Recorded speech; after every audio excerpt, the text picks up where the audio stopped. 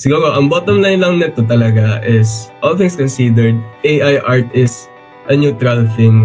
It is merely a tool that is accessible to irresponsible people ngayon.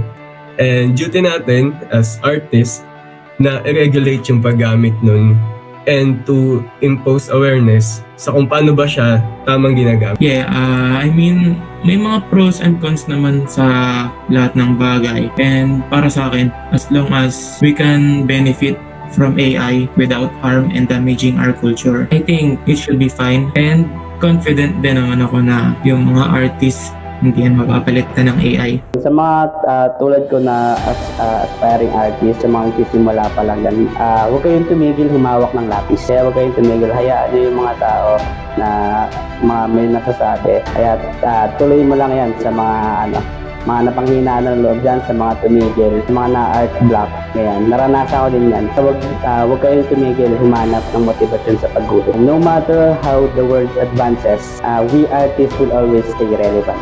Apple niya, malat mo.